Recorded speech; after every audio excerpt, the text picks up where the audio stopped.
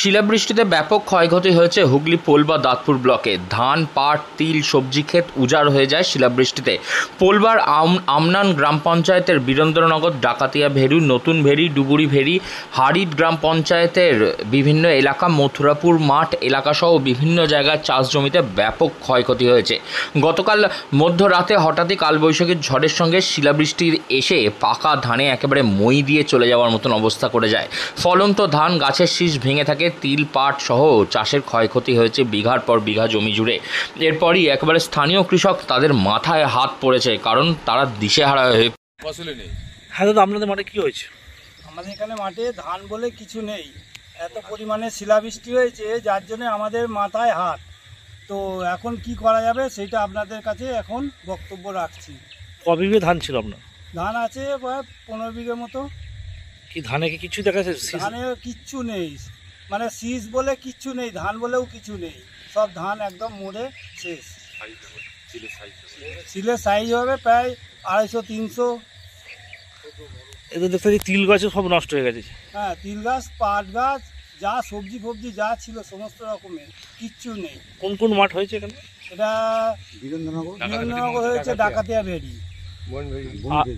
আর আশপাশে সব হয়েছে, বনভেরি, তারপর কারিচা, রানী ভেরি, এইসব মাঠেও হয়েছে, নতুন ভেরি, কিন্তু কোথাও কিছু নেই। আপনার নাম? আমার নাম জগন। পোলবা দাঁতপুর ব্লকে মোট জমির পরিমাণ রয়েছে 17,640 হেক্টর জমি। সেই জমিতেই বোরো ধান চাষ হয়, প্রায় 15,000 টন ধান উৎপন্ন হয় প্রতি বছর।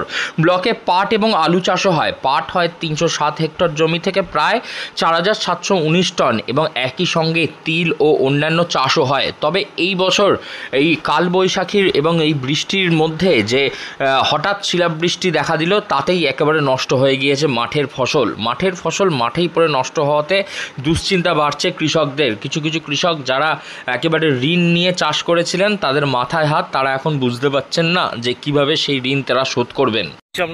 আমি একটা চাষি, আমার 19 বিঘে জমি ধান ছিল, একটা ধানও নেই। 9 বিঘে জমি তিল ছিল, একটা তিল গাছও নেই। ঝিঙে ছিল 1.5 বিঘে জমি, শশা ছিল 1 বিঘে জমি, বেগুন ছিল 8 কাঠা জমি, কিচ্ছু নেই, সমস্ত ফসল নষ্ট হয়ে গেছে। একটাও দেখতে পাচ্ছি না যে কিছু পাবো। কীভাবে হলো এটা?